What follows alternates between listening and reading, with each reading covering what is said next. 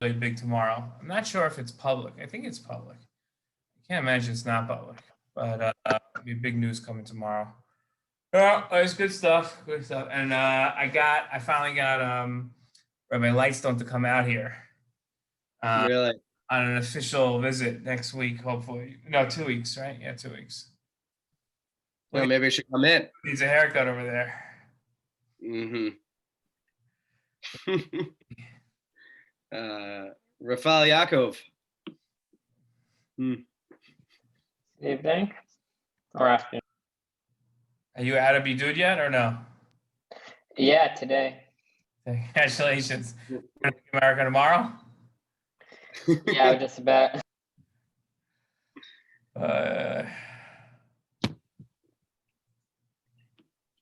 Okay. Okay, let's get started here. I don't have my thing open, so new people come in. I don't see it. Okay, here we go. Okay, so let's start off like we always start off. Does anyone have any questions? No one has any questions. George, you see your two favorite countries have a peace deal going now? My two favorite countries? Yeah, Azerbaijan and Oh, in Armenia? yeah. Oh, I haven't seen that yet. Oh, that's good news. See? This is like your, yeah. Okay. Anyone else have any questions? Nothing? You guys got to have some questions. Yeah, sure. What practical implications does this deal with Sudan have? Like the UAE has tourism, Bahrain has millions of dollars of investments. What does the Sudan bring? You're so selfish. All you're looking is Israelis? let's rephrase your question to what it really is. What does Israel get out of this deal? Exactly. What's in it for Israel and Israelis? Right. Well, that's not how you originally stated your question. You originally stated your question is, what's the practical ramifications of this deal? What you meant to say was, what do I get out of this? Big difference between the two, right? This deal is going to be more in Sudan's favor than in ours, which is not a bad thing. We do get something out of it, but not as much as we like have gotten in the other deals. Okay, so let's explain it. I think I made a video about this. Didn't I make a video about this? No one watches the videos. Okay, well then I can actually play the. You know what? Why waste my time? Hold on. It's the same amount of time. No, it's not. You're right. This is actually more time because you have to go find the video. No, you'll see why it's not. It would be in. Yeah, wouldn't it be here? You're right. This is definitely the same. Here it is. Here it is. I found it. You can shut up now. Hold on. Great news.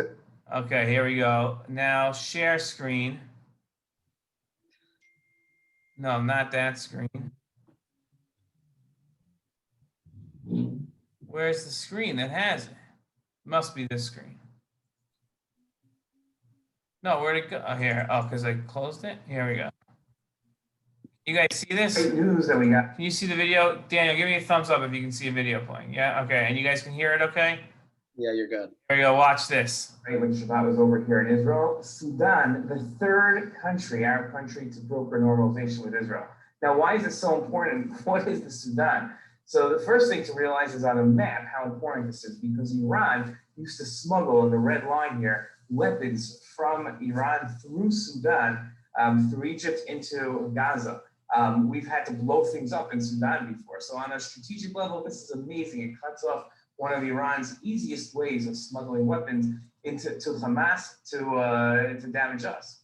On a more philosophical level, the first time the Arabs said, well, not the first time, probably the 8th or 9th time after the 6-Day War, when they responded to our offer of no peace, no recognition of Israel, no negotiations with Israel, what's famously called the 3 no's, that happened in Khartoum, in the Sudan. So now we see a whole turnaround of what's happening with us, and it's an absolutely amazing thing. So this is great news. We have a tremendous gratitude to President Trump, Jared Kushner, and his whole team, Avi Berkowitz, for working on this. And hopefully this will be more and more countries that will get to see doing this. Okay, how do I undo this now?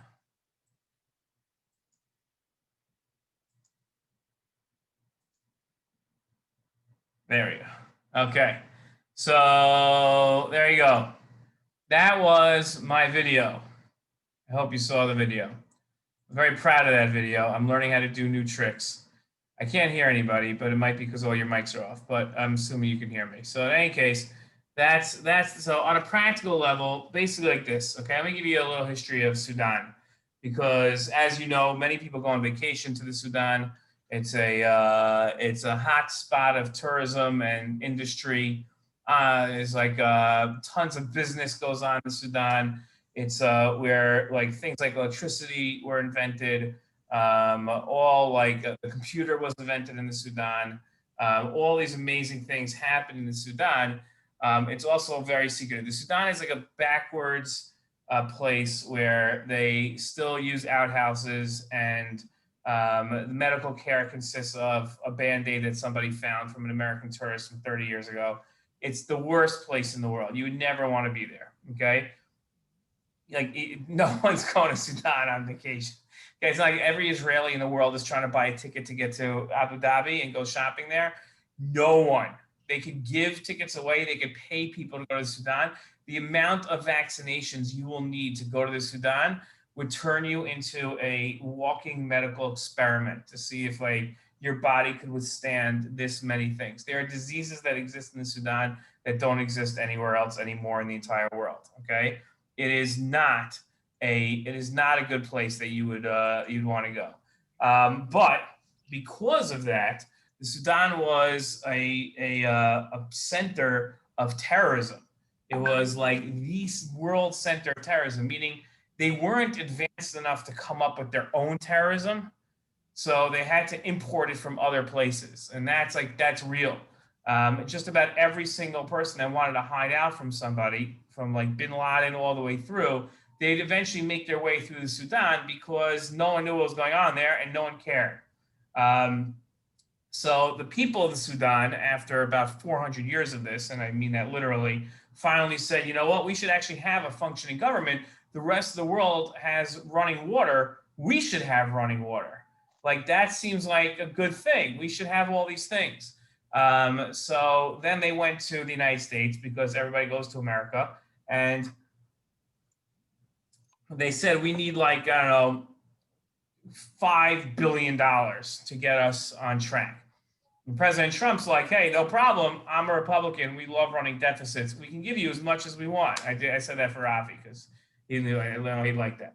So President Trump said, okay, listen, let's get out the file. He has a Google Doc of all the things. If you want money from us, these are all the things that you have to do. So on that list, on that menu of items that President Trump holds over your head so that your people will have food, is normalization with Israel. The big thing for Sudan is they wanted to get off the world's list, terror list, especially America's terror list. They're on a list, like being on the terror list. If you're on the terror list, you can't do business in America. You can't do anything with America. Like that, you just can't do that. You're on a terror list. Don't want to be on the terror list. That's the bad list. Okay, so you want to get off that list. And if you get off that list, then you get everything you want. It's President Trump will give you everything, no problem. So everybody wants to switch off that list. And it happens to be the new leaders of Sudan are actually normal people. They're not terrorists. They're the new leaders. The old ones met at their unfortunate demise, which is what happens when terrorists are overthrown. So they're gone. So now these new guys get up and they're like, okay, but we're not terrorists. We know like Sudan, the history of Sudan is all terrorism, and that's everybody's terrorism. The famous story that happened years ago, Israel does all of these military strikes that no one knows about, okay, except for Air Force pilots and like the higher ups. We bomb literally, I'm not joking, it's not an exaggeration. Every day we're bombing someone, okay? We bomb all the time. Now, the reason why we bomb everybody is because Iran every day, Iran is the Amazon of weapons supply, okay? They're like the prime, okay? So what happens is that like everybody orders weapons. Hezbollah orders weapons, Hamas orders weapons, Syria orders weapons. Everybody's ordering weapons from Iran. and they don't have an industry. They sell three things in Iran: pistachio nuts, they sell rugs, and then they sell weapons, like serious weapons. And so you can order one of those three things. Pistachio nuts and rugs have now been sanctioned. And well, you were never allowed to sell weapons, but Iran sends every day, they send weapons out to different places. Okay. Yes, it's an interesting combo, right? That's how you get pistachio ice cream. What's really odd, by the way, where's the only place nowadays that you can get pistachio nuts from Iran? Where do you think the only place they sell it really? Not in Great Neck, not in Los Angeles. The only place you can get pistachio nuts is in Machane Yehuda. If you go, my wife will take you. She knows where to get them. Okay, you can get a massive bag of pistachio nuts. My wife knows everybody in the shuk, so she literally knows everybody personally in the shuk, and she can get you Iranian imported pistachio nuts, of course, into Israel, because of all the people that should be supplying Iran with money, it should be us, right? So that and like some sort of rose water type things that you can also only get, but I don't know how to pronounce it. So that's what Iran sells. Iran sends weapons everywhere. Okay, they literally sell weapons to anyone and everyone. And they like supplying weapons to people like Hamas and Hezbollah that will use them against Israel. So this must be 10, 15 years ago. I don't know what it is. Usually when Israel bombs these places, about like, I don't know, anywhere between a year to 10 years later, somebody writes an article because they spoke to a pilot who said the wrong thing. And then all of a sudden the reporter gets a lot of money. He goes out to the middle of nowhere and finds like all the bombed out things. So about, I don't know how long, 5, 10 years ago, you guys can Google this, try to find it.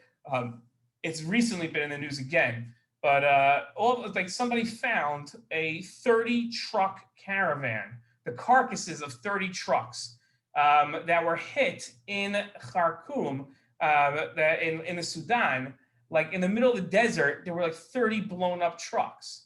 And the only thing that could blow up trucks at this height in this way, right, is what's it called? Our F-16 fighter jets. So what it turned out, there's this whole big expose years ago that Israel had sent F-16 fighter jets down to the Sudan, which is a huge mission. You're flying by Egypt, you're flying by Saudi Arabia, and you can't be detected. If you're detected, it's over. And then they blew up these 30 trucks. These 30 trucks had weapons from Iran for Hamas that was going to go through the Sudan, through Egypt, into Gaza, and then be fired at people like me.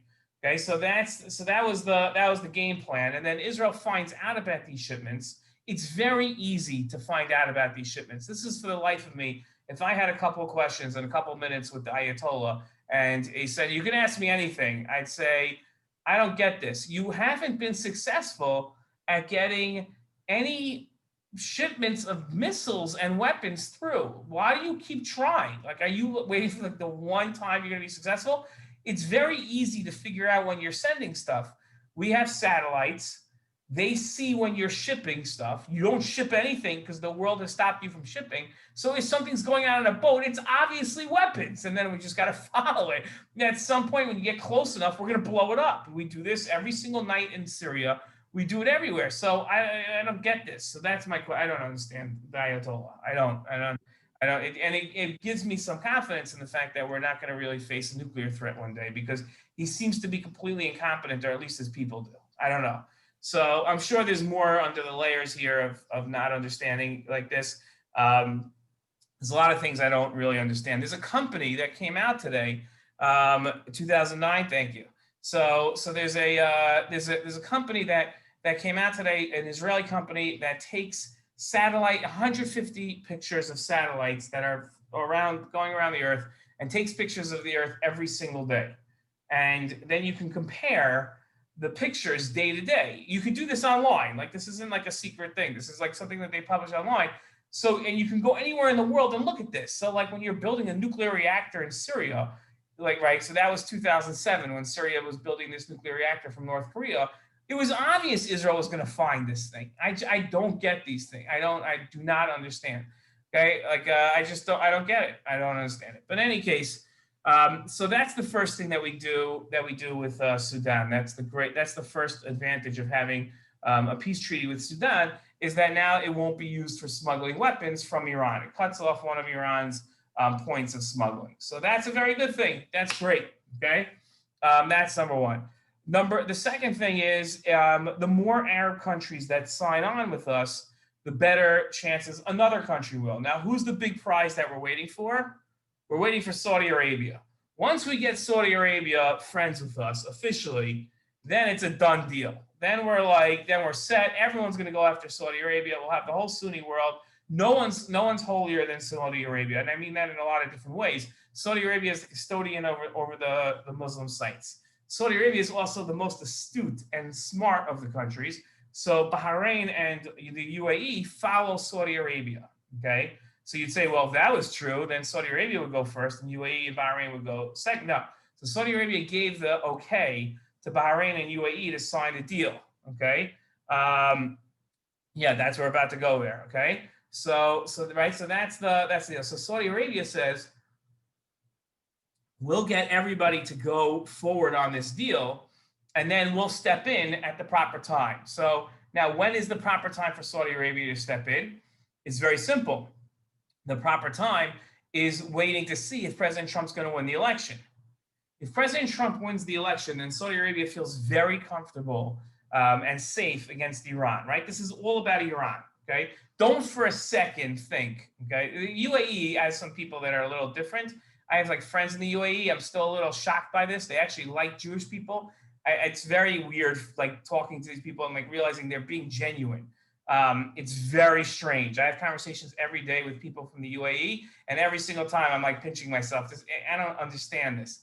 The Sudanese are like burning Israeli flags. They're like Egypt and Jordan. Okay, the people have been trained to hate us. The UAE and Bahrain have not been trained. They have not been hearing from the time that they are like they're months ago that they're little kids that they hate us. Okay, they have not been thinking that way. Okay, and they've not been brought up that way. So for them, there's no like inbred hate. But in like places like Saudi Arabia and Sudan, they've been told since they were little children that we're really bad people. Okay, so like to get past that just by signing, that was the problem with the Egyptian and Jordanese peace treaties that we had, right? Jordanian. That the issue was that our leaders signed deals because it was good for the leaders, but the people themselves never bought into this. There was never a campaign to stop hating Jews. Egypt and Jordan, the populations there, 90% of those populations hate Jews. Okay, so right, so that no problem, Rebecca. So that's we'll miss you. So that's the right. So that's the problem. None of them, right? None of them like really like us. Bahrain does, but don't think for a second that a lot of these countries are like they really love Jews and they've loved Jews their whole lives, and now they're just able to come out of the metaphoric anti-Semitic closet and tell us that they love us, right? That's not what's happening here. Okay, this is practical. It's practical. It's all about Iran. So Saudi Arabia and Iran are worse enemies than Israel and Iran. Okay, Iran has attacked Saudi Arabia. They've sent missiles into Riyadh, into the capital of Saudi Arabia. Saudi Arabia has killed Iranian civilians in their own country. So they really hate each other. So Israel and Bahrain and UAE and Saudi Arabia and all these countries have been getting along for years, but secretly. Okay, so why are they now coming out and everybody's signing these deals? It's very simple. President Trump is sweetening the deal. Okay, President Trump is saying, look, I have a lot of stuff I can give everybody, and I want there to be peace. Let's go back a couple of seconds here. And by seconds, I mean years. Okay, Jared Kushner 3 years ago came into the White House as a senior advisor. Okay, he's obviously the most trusted advisor after his wife that President Trump has. Okay, he's also one of the only ones left from the original White House, right? So that's why. Okay, if you look at that turnover, there's no administration has had as much turnover as the Trump administration. Okay, they're just constantly turning advisors over. Okay, that's what's happening. But Jared Kushner is still there. Okay, it would require a literal divorce to have him fired. Okay, so he's going to be there because he's married to Ivanka. I don't know. Anyway, so he's going to be there forever. But Jared Kushner came in and said, like, here's my chance to actually do something. Like I could get stuff done. So here's the things I want to get done. I want to get big stuff done. And Jared Kushner, more than any other advisor, his whole being is about making sure that his father-in-law goes down in a legacy as one of the greatest presidents ever. He protects his father-in-law's honor like nobody's business. Okay, and that's what he wants. He wants to make sure, okay, that there are huge things that people talk about the Trump administration. So he has a big view of what that would require. While all of us are looking at the minutia, he walked in 3.5 years ago and said, okay, when my father-in-law leaves office, what are they going to say about the Trump administration? Of course, they're going to criticize and they're going to say that my father-in-law is a horrible person, da da da. But what things can we put down on the ground? So there were two massive things that were very important to Jared Kushner. The first one was jail reform. Okay, what that means is that he saw Jared Kushner's father went to jail for 2 years, and Jared Kushner's father, who, by the way, like setting aside why he went to jail and everything, he's a huge philanthropist. Okay, there's like if you go to the Shari Tzedek Hospital in Yerushalayim, there's the Kushner wing. That's Jared's father. Okay, these people, there's Kushner High School, you all know, right? That's the Kushner family. Okay, these are very philanthropic people. For those that don't speak big English, that means they give a lot of stuff. Okay, so they have, right, so, and they're a very generous family. He saw the problems in the justice system and how people go to jail. There's something in America, like certain states have it, called third strike. Okay, so in California, you have third strike. What third strike is that if you have 3 serious crimes, so then you go to jail for life. It does not make a difference. And a serious crime could be larceny, which could be stealing from a grocery store. So if somebody has a drug offense and then they have another drug offense, and then they get over their drug problem, but they're poor and they're hungry one day and they go into the supermarket and steal something, okay, and they get caught, they're going to jail for life now. Their life is over. So Jared Kushner saw this and said, we have to fix this. Okay, now it's strange is that that's not a Republican position. That's a very big Democrat issue.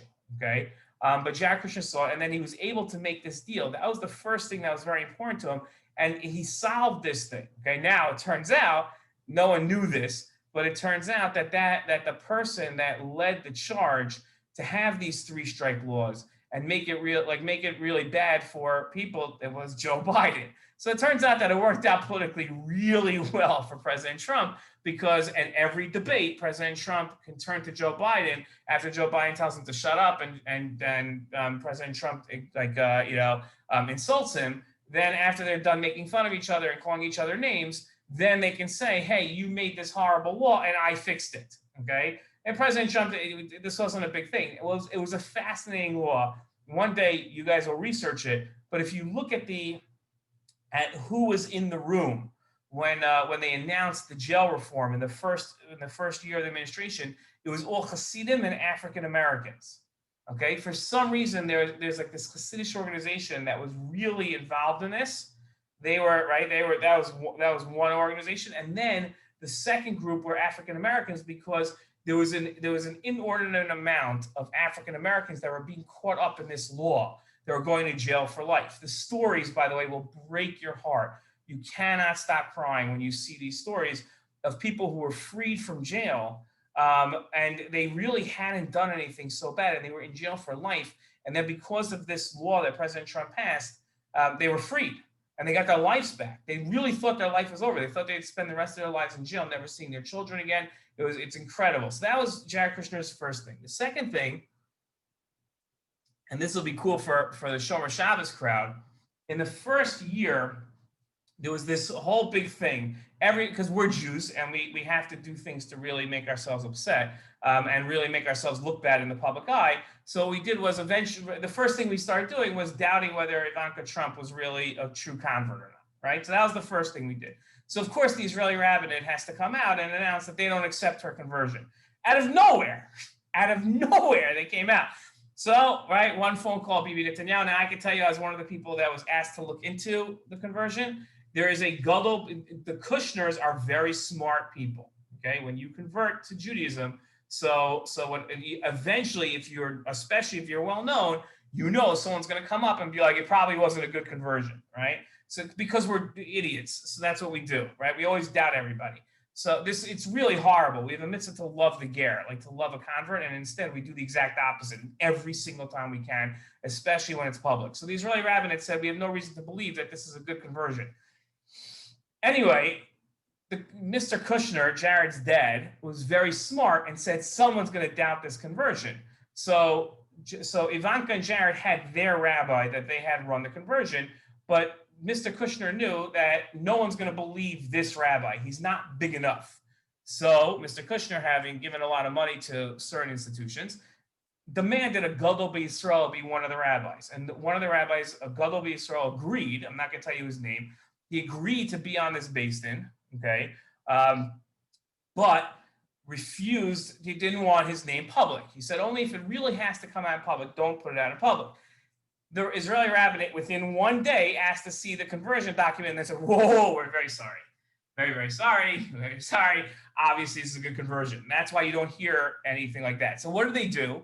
Because we're Jews and we're stupid and we can't accept the fact that anybody might be genuine in what they do. So we can't doubt her conversion. So what do we have to doubt now? They're probably not Shomer Torah mitzvos, right? They probably don't keep the Torah, right? We keep the Torah, right? So, but they probably don't. So now what do we have to do? We have to look into their lives and every single little thing that we can find that they do wrong, right?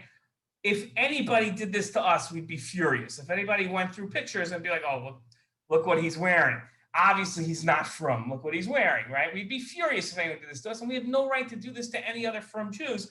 But because it's Jared and Ivanka, and we have a mitzvah to love the ger more than anybody else, and we want to violate mitzvahs right and left, so this is the best way not to listen to Hashem. So we're going to go after them. So what happens? Every single time that they do something that we could, like, say maybe it's wrong, we do. In the beginning, in the first year of the Trump administration, he went on his first foreign trip. Every president goes on their first foreign trip. Anybody know to where? Go ahead, Jordan. England. Oh. Go ahead, Jordan. Go ahead. Oh, isn't it usually like the strongest ally or one of the strongest allies?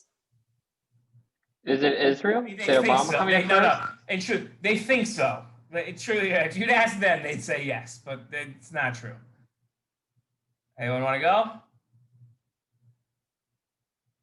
Okay, Canada and Mexico. Okay, because they're our neighbors. So the president usually takes a trip across the Niagara Falls, and he says, "Jacqueline, you live in Canada?"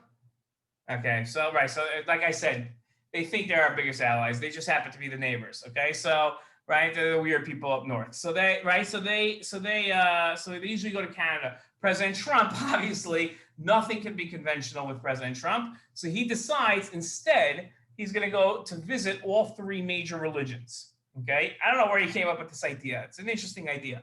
Okay, I'm half American. Okay, great. So that just means you're Canadian because Canadians think they're half American. Anyway, so you have right. So President Trump goes to visit the Muslims in Saudi Arabia. He goes to visit the Jews in Israel. This is all on one trip, and then goes to Rome to visit the Pope. Okay, so he goes to all three religions. The Air Force One left on that trip on Shabbos. Okay, it left on Shabbos, and guess who's on the plane?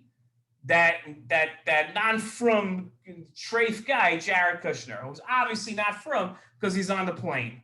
Okay, let's talk about the fact that if you go on a plane on Shabbos that you're not flying, you're probably only violating their abundance. Okay, he's like, right, so number one. Number two, chances are he probably asked somebody if he could go on a plane on Shabbos.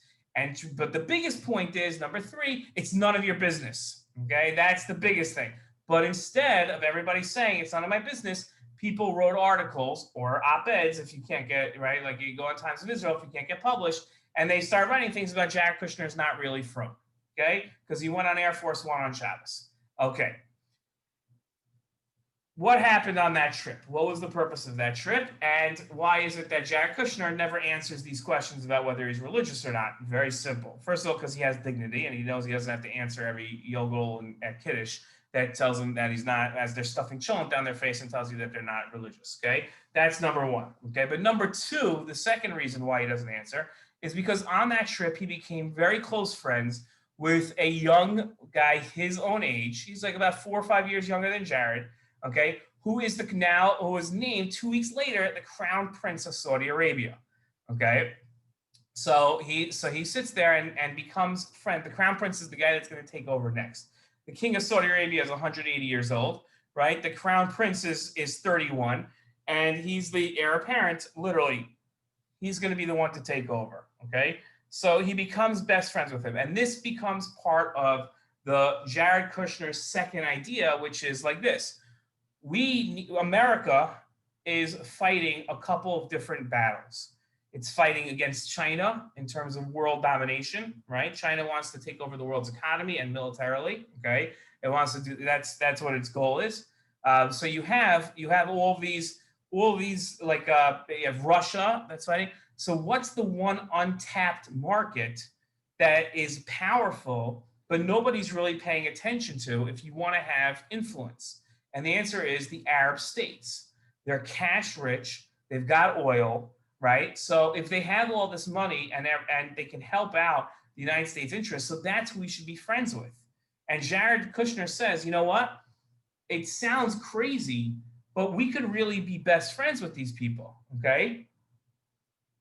He's 84, fine. He's really 184, okay? So anyway, so he looks like he's 284. But anyway, so he's not going to be around too much longer. That's my prediction. Okay, so anyway, so what you want to have is, right, you can go ahead and be friends and allies with the Sunni states. And what he says is, look, it used to be, like going back to 1948, America had to make a choice. Is it going to be friends with the Arabs or the Jews? You couldn't have both, right? And we tried playing like this middle ground line, and it didn't work. As long as we had this special relationship with Israel, we could not have a special relationship with the Arabs.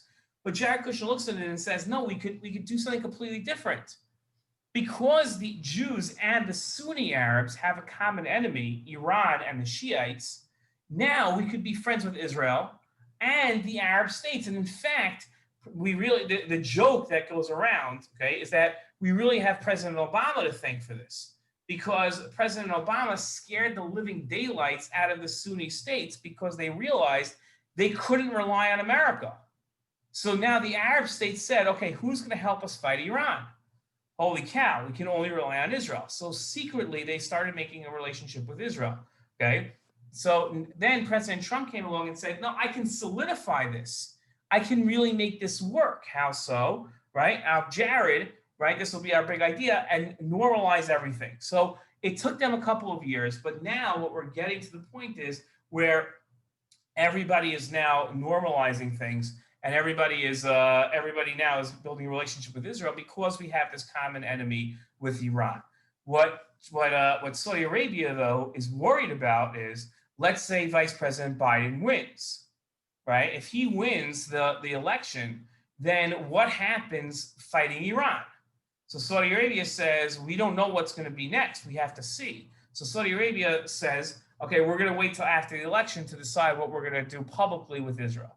But Israel's been working with, it turns out that the story came out, now all these things can come out, but Israel had created a fake company with fake LinkedIn profiles and fake everything that was really their embassy in Bahrain for the last 10 years. Okay, so that came out this week because now it doesn't have to be fake. But Israel's been working with everyone knows that Israel's been working with these countries, right? But now it's coming public. So all these things are public. Now, the reason why they're becoming public is because now that these countries are starting to regain trust with America because it's President Trump, and they see how President Trump is sanctioning Iran and won't talk to Iran yet, and they have confidence in President Trump. So they're saying, okay, we can rely on America. Now we want to get American goods. So we want to get like the best fighter jets, the F-35. We want to get all these things. So they go to America and say, we want all of these things. Can you give them to us? And President Trump says, okay, fine, on one condition, you have to become good friends with Israel. Okay, that's one of the things, because then President Trump's going to leave, and his legacy is going to have been that all of these countries that wouldn't talk to Israel publicly are now normalizing relationships with Israel because of him. And that's really true. You know, that's really true. I spoke to one of the leaders of the Democratic Party yesterday. I don't want to say the person's position or title. And they're trying to tell me over and over that Biden is going to be better than Trump, and he's really selling me on this. So I said, listen, just tell me straight out. Are you confident that this normalization, there's like 10 other countries left to go, right? And they're all going to go one by one as they start going for a shopping list from the United States. Are you telling me that the Biden administration is going to be this committed as the Trump administration is to getting this done? And he said, of course, yeah, that for sure. I said, okay, well, how come Biden's not talking about it? Like, he's just never mentioned. He's not talking about it. He's not talking about how this is a priority of his. For President Trump, this is priority. It seems to be like top 3 priorities in terms of foreign relations. He's got a whole team working on this. That's all they do all day long is they work on this. Hila, do you have a question? Just no. Okay. So. Oops, my bad. That's okay. So that right. So that's right. So that's the that's what they that's been a priority. And I'm not saying don't think I'm endorsing one or the other. I'm just saying that that's why Saudi Arabia is saying we're going to wait and see what happens after the election to see if we want to announce normalization with Israel or just keep the relationship as it's been until now. Okay. So going back to this, I'll start with the original question from Rafi. What does Israel get out of the Sudan deal? So the more countries that sign up, the better it is. So America's working one by one with these countries. Now, what does Sudan get? Okay. So by the way, just another interesting thing, Sudan killed a lot of Americans in terrorist attacks. And these Americans sued Sudan. They sued the Sudan for something like $400 million, $350 million, something like that. Okay, they sued the Sudan. So one of the things President Trump said is you have to pay the families. Now the Sudan needs like $5 billion to feed its people. It needs like some insane. They're like in debt, like insane debt. They have no money. They've got nothing. It's really crazy when a country doesn't have money. They don't, and they don't have food to feed their families, and the families are dying. But President Trump made them pay. Now Israel announced yesterday that they're going to give Sudan $5 million worth of wheat. Okay, so that's how bad off the Sudan is. That they need actual like bread. They need wheat, right? And Israel's going to give $5 million. So this is going to be a deal where Israel gives a lot, not just gets in this peace deal. Okay. So that's a long way of going about it. But each one of these countries that signs on, even if it's not as great as Bahrain and the UAE, is still pretty amazing. That's but one great thing I heard a great line this week that's pretty amazing is that Washington D.C. has one kosher restaurant. It's called Eli's. It's a delicious restaurant, but it's open periodically. It's not open now because of COVID. It hasn't been open. There are like in Dubai, there's a kosher restaurant. It's a 5-star kosher restaurant. And the king sent out a notice, right? The things I asked, I'll tell you a cool story. The king sent out a notice to all the hotels that they have to have kosher food now. Okay. This isn't like, when the king says it, you got to do it. Right. So he's not ceremonial. Okay. So now all the hotels, you go to any hotel, it's going to have kosher food. They have to kosher the kitchen. They're koshering the kitchen. They just hired the 3rd rabbi in Dubai now. So they're going to be going around koshering kitchens. That's one of the big jobs that they're going to have. And everyone's going to have kosher food. So it's easier to get a kosher meal in Dubai, my friend said, than it is to get one in Washington, D.C. now. Right. So you can go with no problem. But I'll tell you, I was asking my friend about what it's like. This is a new friend I have in Dubai.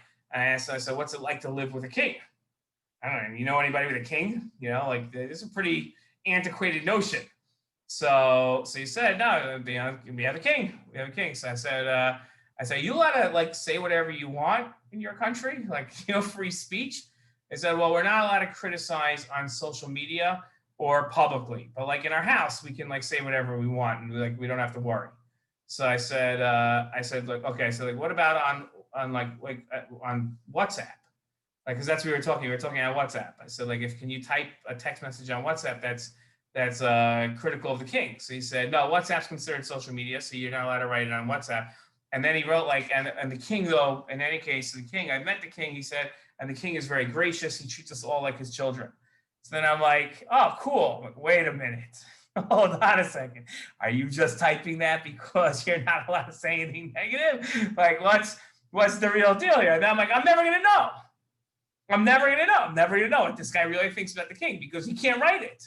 Like, there's no way. He's not going to risk his, like, I don't know, his life, his fingers. I don't know what they do to you, Right, so I have to go to his house and have a conversation with the king. I said to him, I said, if I go, we talk about staying at each other's houses. So I said, like, if I go to your house, would I have to worry about like saying something about the king? No, you don't have to worry about saying anything about the king. It's fine. Yeah, so I don't know. It's pretty crazy. These people live in a totally different. Right, we can go to his house. He would definitely have us all at his house. This guy loves Israelis. He's like, I'm hoping. I still am hoping. It doesn't look likely as days go on, and like Bibi makes announcements that it'll be a year until we're out of lockdown. So it does not look like it's very likely that, especially since like Florida now is like the #1 state in the country in terms of new corona cases. But President Trump did say that you guys are turning the corner. So I was very heartened to hear that. That was like very good to hear. All the news reports were saying the opposite. And then President Trump reassured us that corona is going away, he said. So I believe him over all the fake news reports. So that was very good. And he recovered very easily. So it seemed like, It's clear that you guys are just about done with it. I think what's happening now is that they're rushing to give all the people that are supposed to get corona, they're trying to get it all done within the week. And that's why the numbers are spiking. Or as President Trump says, it's because you're testing. So and the more you test, the more people get corona, it turns out. So that's just simple math. So that seems to be what's going on. Okay. Yeah, it's a hoax. It's all fake news. The whole virus is a hoax. So anyway, we live in the craziest times ever. So I was just worried about what the encore is going to be. Mail-in voting. Yeah, right. So or in Florida, we have fax-in voting. I faxed in my ballot, which didn't seem suspicious at all. That seemed very safe to fax in your vote. I actually called them right after to ask if they got my ballot, and they're like, "Well, we don't know. We didn't check yet." So I'm like, "Well, it's a fax machine. Just walk over to the fax machine." Like, that's not how it works. I'm like, "Well, then how does it work?" I'd like to know if I fax something and it didn't come in a fax machine, where exactly is it going?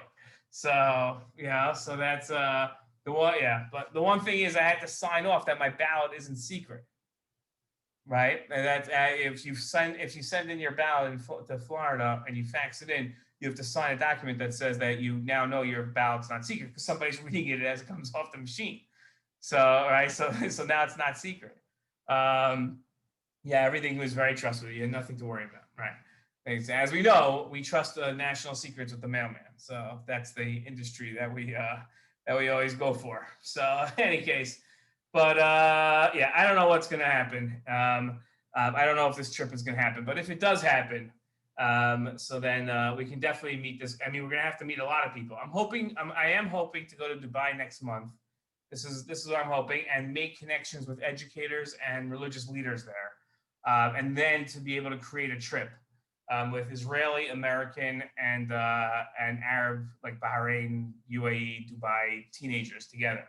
I think that's my goal. I am hoping. So whether I can go to Dubai, that shouldn't be such an issue. The question is going to be whether I can then bring you guys across the world to do that. So we'll see. Although truth be told, only half the teens here are from America, so I don't know. Okay. Anyway, so another interesting fact. Okay. Any last questions? Because that's the end for tonight. I have a question. So, I was reading about how a lot of Ethiopian Jews had to go through Sudan to be able to get to Israel. Yeah. I was just wondering if like the new peace deal with, I mean, I guess the situation's a little different now, but if a peace deal with Sudan, is that going to help bringing Ethiopian Jews into Israel? It's a great question. There's a great movie that you should watch called. Someone help me out here. It was with the scuba resort. You guys know Red Sea Diving Resort.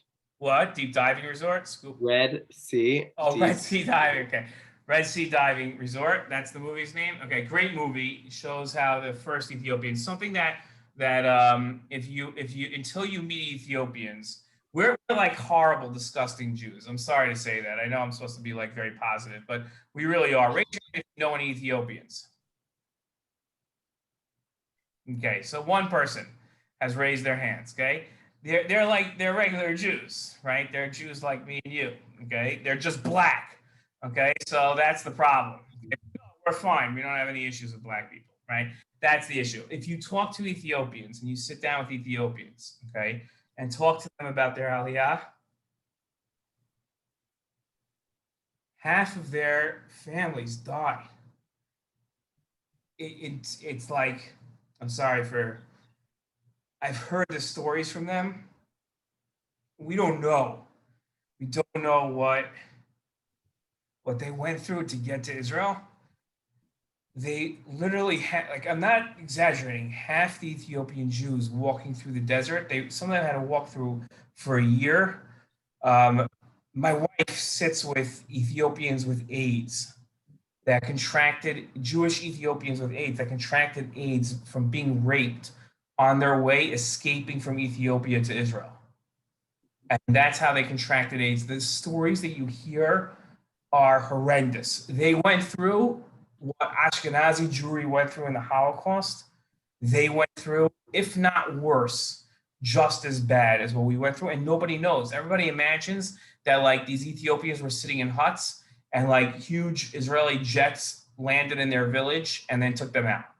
That's not what happened at all. They had to run, they had to go through countries like the Sudan where they were attacked mercilessly for being Jews and in horrible ways. And many of them died. I don't know of an Ethiopian that their entire family got out of Ethiopia. It's just, and I don't know why we don't know this. I don't know why this isn't public. I don't know why we don't talk about this. We talk about the Holocaust all the time. And Ethiopian Jews went through things that are just so horrible. And we should be talking about it. We should know this. And the reason why we don't know this is because only one of us knows an Ethiopian.